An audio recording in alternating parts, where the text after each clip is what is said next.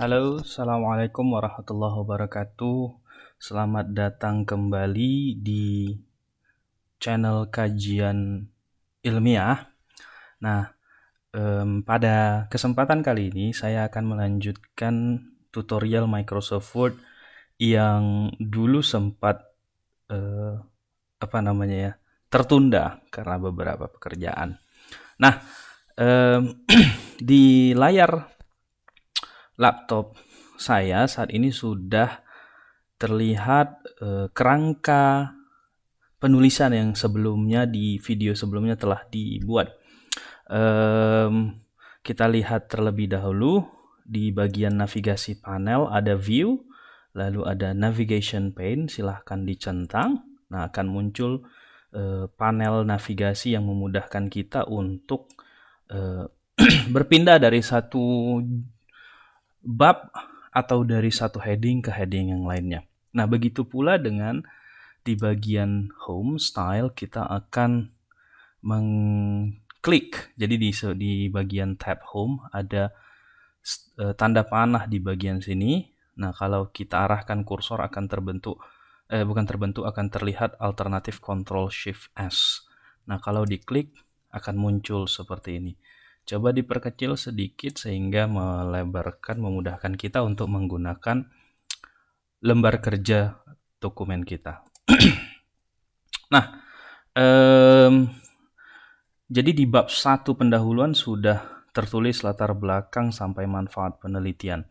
Kemungkinan juga di bab 2 dan bab 3 sampai selanjutnya juga ada subbab-subbab. Nah, mari kita kita tuliskan beberapa subbab lainnya untuk bab 2, bab 3, bab 4, dan bab 5. Jadi kita kembali ke bagian view, lalu klik outline yang berada di sebelah kiri. Nah, dia akan muncul seperti ini sehingga memudahkan kita untuk menulis kerangka penulisan lagi. Nah, di bab 2 studi literatur, arahkan kursor, lalu kita tekan enter, lalu pindahkan ke level 2. Semisal sebut saja studi literatur bagian pertama. Lalu studi literatur bagian kedua. Lalu kerangka konseptual. Ini hanya sebagai contoh ya. Setiap panduan dalam menuliskan skripsi, tesis atau disertasi itu tergantung dari institusi tempat Anda beraktivitas. Nah, lalu di bagian studi literatur bagian pertama bisa jadi ada 3 hal yang penting yang menjadi subbab atau di tempat lain. Maka tekan enter, arahkan ke level 3. Nah, di situ kita tuliskan misalnya bagian pertama studi, lalu bagian kedua studi. Nah, hal yang serupa kita lakukan pada bab 3, di mana bab 3 tentang riset metodologi terdiri dari 3 hal, yaitu sampel atau subjek penelitian. Lalu yang kedua, setelah sampel atau subjek penelitian, metode pengumpulan data. Lalu yang ketiga, metode analisis data. Nah, hal yang serupa juga di bab 4. Kalau ingin cepat, tinggal lakukan tab sehingga berpindah-pindah dia seperti ini. Nah, kalau mau mengganti atau mengubahnya dalam bentuk lain, itu bisa ke Ctrl Z atau undo. Atau secara manual bisa kita lakukan di pojok kiri, itu ada level-level. Nah, kita buat hasil 1, hasil 2, hasil 3. Nah, bab 5 kesimpulan dan saran, itu juga kesimpulan dan saran. Nah, lalu umumnya kalau di publikasi ilmiah ada namanya ucapan terima kasih atau acknowledgement, tapi di sini kita tidak membuatnya karena ini kita masih kerangka penulisan laporan proposal penelitian. Lalu setelah semua selesai kita close. Close bukan di bagian sini ya, tetapi di bagian view-nya. tadi ada close outline view. Nah, kalau kita buat seperti ini, lalu kita arahkan tabnya, maka tab yang di bagian outlining juga tetap masih ada. Jadi, usahakan ketika kita selesai membuat kerangka penulisan, silahkan kembali ke lembar dokumen dengan cara close outline view. Jadi, kembali ke editing the documents, kata dia. Oke, nah selanjutnya hal yang penting pada saat menulis di sini adalah kita memahami bahwa setiap headings, nah ini headings, itu memiliki format penulisan yang berbeda-beda. Sebagai contoh, jika saya klik di lembar dokumen kerja bab 1 pendahuluan, maka dia akan mengarah ke heading 1 di bagian sebelah kanan. Bila saya klik di bagian tujuan umum, dia akan mengarah kepada heading 3. Artinya, setiap heading memiliki format penulisan yang berbeda-beda. Sama halnya kalau saya buat di rumusan masalah, maka dia terdapat heading 2. Nah, kita ketahui bahwa setiap penulisan memiliki format penulisan yang standar. Sebagai contoh, judul, daftar isi kata mengantar, dan seterusnya, khususnya yang berada di heading 1, itu berada di bagian tengah. Nah, bagaimana cara kita langsung mengganti semua secara otomatis? Itu tidak dengan cara kita bold, lalu kita klik di bagian sini. Nah, itu tidak boleh. Karena itu hanya satu persatu secara manual. Nah, bagaimana caranya? Caranya adalah melakukan format gaya penulisan. Nah, namun sebelum kita masuk ke bagian situ, perlu untuk diketahui ada satu icon yang membuat saya, satu simbol, icon itu simbol, yang membuat saya untuk menulis dengan mudah. Simbol itu ada di bagian atas di sini, dekat huruf A to Z, itu ascending, descending, pengorderan. Nah, itu ada show height. Kalau perintah di keyboard itu kontrol bintang. Nah, kalau diklik huruf P terbalik ini muncul simbol-simbol di masing-masing tulisan. Jadi seperti di judul ini ada simbol ini menunjukkan adanya heading. Lalu ini huruf P itu artinya paragraf. Artinya ketika kita menekan enter pada keyboard kita, itu menunjukkan kita membuat satu paragraf. Sebagai contoh. Nah, jadi ini paragraf namanya. Gitu. Nah, lalu di bagian antara daftar dan isi ada satu titik. Nah, itu menunjukkan adanya spasi. Jadi kalau kita tekan tombol space, nah, itu menunjukkan adanya satu kali spasi. Jadi kalau ada 2 titik, itu 2 spasi. 3 titik, 4 titik, 5 titik, dan seterusnya. Nah, itu adalah spasi. Jadi ini memudahkan kita untuk menulis atau mengedit dokumen kita, mengatur dokumen kita. Tenang saja, ketika di print atau dicetak melalui printer, itu tidak akan mempengaruhi bentuknya. Jadi ini hanya membantu saja. Dia akan tidak tercetak. Oke. Nah, sekarang kita masuk ke bagian heading 1. Nah, di heading 1 artinya mulai dari daftar isi. Kalau kita lihat di panel navigasi kita, semua yang berada heading 1 itu mulai dari judul sampai kata pengantar, abstrak, bab 1, bab 2, bab 3, bab 4, bab 5, serta daftar rujukan. Nah, kalau kita ingin memformat atau mengatur semua yang ada di heading 1, maka arahkan kursor di bagian style, ada tanda panah di sampingnya. Nah, kalau kita arahkan kursor, tanda panahnya hilang. Nah, tanda panah ini kita klik, lalu kita modifikasi dengan tulisan bahasa Inggris modify.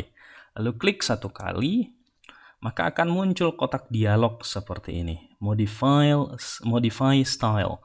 Nah, ada nama, ada style based on, ada style for following paragraph. Nah, name di sini heading 1 namanya. Tentunya ini tidak bisa kita ubah karena ini standar awal dari Microsoft Word. Pertanyaannya apakah bisa kita ubah? Bisa. Tapi kita buat style baru. Nanti di video-video berikutnya akan saya coba jelaskan. Nah, lalu style based on ini artinya basis dasar gaya penulisannya apa? Apakah normal atau mengikuti heading-heading yang lain? Nah, seperti ini jenis-jenis tulisan yang lain. Nah, lalu selanjutnya style for following paragraph. Nah, ketika kita selesai melakukan stylenya, kita letakkan. Kalau kita tekan enter, style mana yang mau diikuti? Nah, itu artinya style for following paragraph. Nah, di sini kita hanya memodifikasi dari gaya tulisan pada heading 1.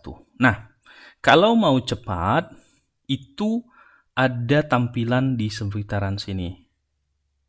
Nah, tapi saya coba jelaskan, saya demonstrasikan secara format dulu. Nah, klik di bagian sini ada format.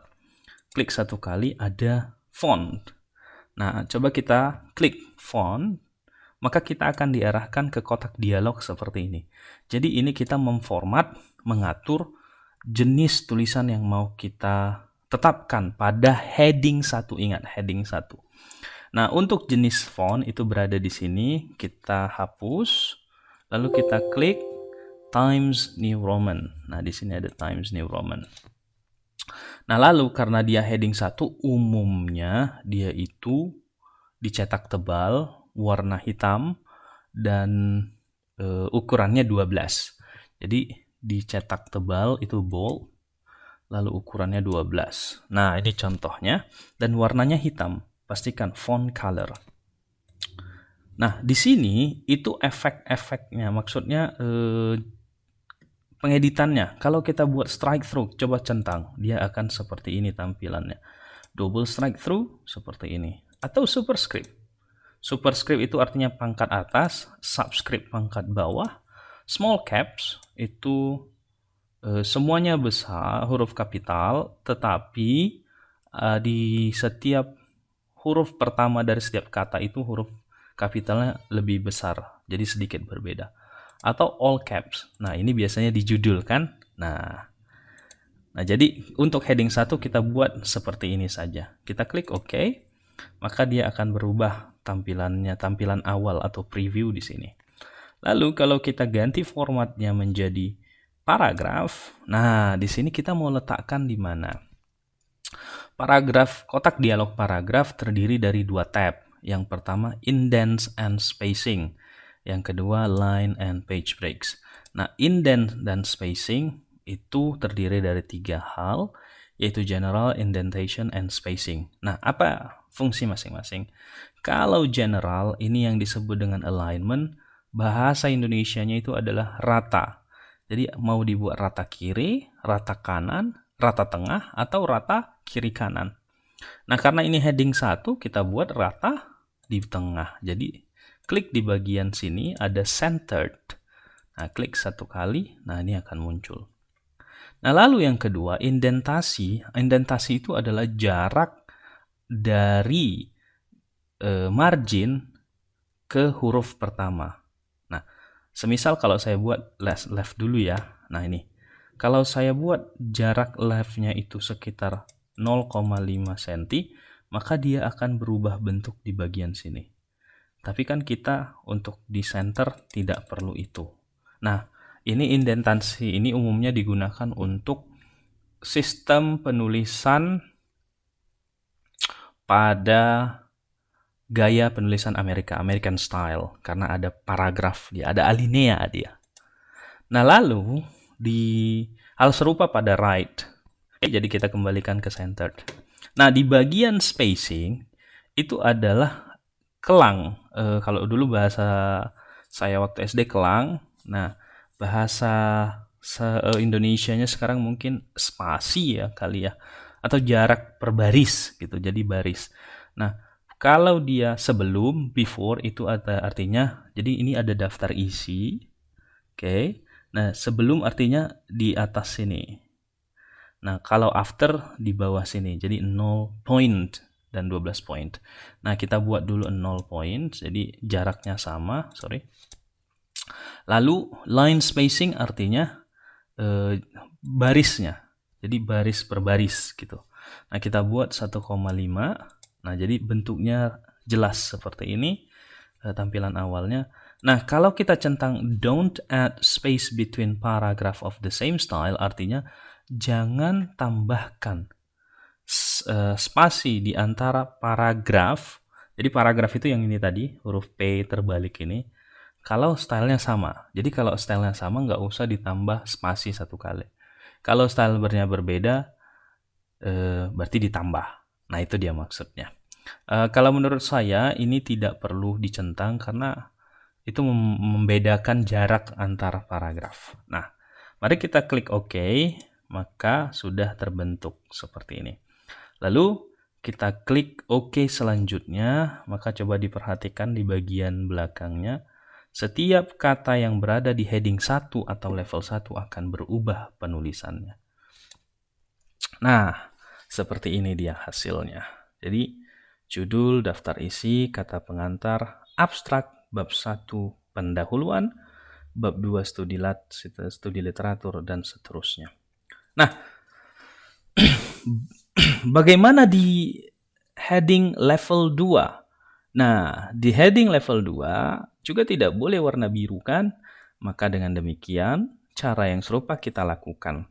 Kita arahkan kursor ke tulisan latar belakang, lalu kita klik tanda panah di bagian style, kita modifikasi. Kita klik format, lalu tekan font. Kalau dia di subbab, dia umumnya jenis hurufnya sama, Times New Roman. Lalu dia bold, lalu ukurannya 12, warnanya hitam. Nah, lalu kita klik. Selanjutnya di bagian format paragraf, kita tetapkan dia di left. Nah, di sini ada before, after. Jadi ada yang buat 0 poin, ada juga yang membuat 2 poin sebelum, lalu sesudahnya dikali 2, jadi 4 poin untuk menunjukkan perbedaan. Tapi kalau saya di sini hanya buat aja 0 poin karena sudah dicetak tebal. Lalu spasinya 1,5. Kita klik OK, lalu tekan OK sekali lagi, dia akan otomatis berubah. Lalu di bagian tujuan umum, hal serupa terjadi. Tapi coba saya lihat di sini dulu. Oh, ini rumusan masalah di heading 2. Oke, ini ada perbedaan. Coba saya lihat heading 2-nya terlebih dahulu. Oke, ini cetak tebal, coba tidak usah. Sudah dia. Berarti ada kesalahan format tadi. Oke, hal yang serupa juga kita lakukan pada tujuan umum, tujuan khusus, bagian pertama studi, bagian kedua studi, dan selanjutnya. Hasil 1, 2, 3 itu heading 2 ya. Heading 2, tidak heading 1. Nah, sekarang kita masuk ke tujuan umum dan tujuan khusus, yaitu heading 3. Nah, kita modifikasi seperti biasa, lalu kita format, kita klik font, lalu ada Times New Roman, tapi ini tidak kita cetak tebal. Warnanya jangan lupa, jadi kalau tidak cetak tebal dia regular. Kita klik OK, lalu bagian paragraf di left, buat saja 0, lalu 1,5 spasi 0, spasi before dan afternya. Lalu kita tekan OK, kita klik OK, maka yang terjadi seperti ini. Nah, ini ada persoalan nih sepertinya ini di bagian pertama studi. Jadi jangan khawatir kalau ada persoalan, kita pastikan lagi. Kita tekan modifikasi, dia jangan dicetak bold. Oke. Ini sepertinya tertekan bold ini, tujuan umum khusus. Ya, berarti ada kesalahan. Coba kita ini saja dulu. Kita modifikasi sekali lagi di heading 3. Ternyata belum dibuat. Jadi kalau misalnya seperti ini, klik saja heading 3. Heading 3. Nah, lalu di latar belakang heading 2. karena heading 2-nya sudah dimodifikasi pakai bold ya. Oke. Nah, ini belum semua ini artinya. Nah, ini kita buat, artinya ini masuk ke heading 1. Jadi kita klik heading 2, heading 2, ini heading 2, ini heading 2, ini heading 2, heading 2, lalu kerangka konseptual heading 2 juga, sampel subjek penelitian heading 2, ini heading 2, metode analisis data heading 2, hasil 1 heading 2, hasil 2 heading 2, hasil 3 heading 2, hasil kesimpulan heading 2, saran heading 2. Oke, sementara ini heading 3. Sudah pas ya. Jadi kalau ada perbedaan, coba diklik saja. Ini boleh di bold, diklik misalnya jadi heading 1. Nah, dia akan pindah tempat heading 2. Tujuan penelitian. Nah, itulah terkait dengan style. Namun di sini ada satu hal penting lagi, bahwa kita ketahui judul itu tidak masuk pada bagian heading. Maka caranya kita ubah dengan cara yang sama dengan menentukan styles. Kita klik dulu judul, lalu di bagian stylenya dia di heading 1. Sementara judul ada khusus dia. Apa itu? Title. Nah, kita klik sekali di bagian title-nya, tapi tidak kita modifikasi, maka dia akan berubah bentuk seperti ini. Kalau kita buat heading 1, dia seperti ini. Oke, tapi mau kita buat heading, judul, title. Oke, nah, lalu kita modifikasi karena tidak boleh judul di bagian sheet, di format seperti ini. Kita modifikasi, lalu kita klik font. Nah, dia harus Times New Roman, dicetak tebal, kemudian ukurannya itu umumnya 14 ke 16. Saya buat 16 ya, biar memudahkan. Lalu warnanya hitam. Nah, di sini kita buat dia all caps, artinya huruf kapital semua. Nah, seperti ini, kita centang all caps, lalu tekan OK. Nah, lalu dia posisinya harus di tengah. Kita klik paragraf di bagian format paragraf, lalu alignment-nya diganti menjadi centered. Line spacing-nya kita buat single. Kenapa? Karena judul kalau bisa baris pertama, kedua, ketiga misalnya judulnya panjang, itu jangan terlalu jauh jaraknya. Jadi kita buat single saja. Lalu klik OK. Lalu klik OK satu kali lagi, maka akan berbentuk seperti ini. Nah, lalu pastikan judul kalau dia sudah berubah bentuk sesuai dengan style, maka di panel navigasi dia bentuknya seperti ini. Jadi tidak lagi seperti ini. Nah, lalu kita pastikan di bagian daftar isi kita klik heading 1, heading 1 di setiap semua heading 1, heading 1, heading 1, heading 1, heading 1, heading 1, dan heading 1. Oke. Nah, coba perhatikan di bagian judul dan daftar isi. Seolah-olah jarak antara judul dan daftar isi ini sangat dekat. Berbeda dia dengan di daftar isi dan kata pengantar. Nah, bagaimana cara kita melakukan pengeditan, pengaturan pada judul? Sama halnya dengan yang tadi, yaitu memformat stylenya.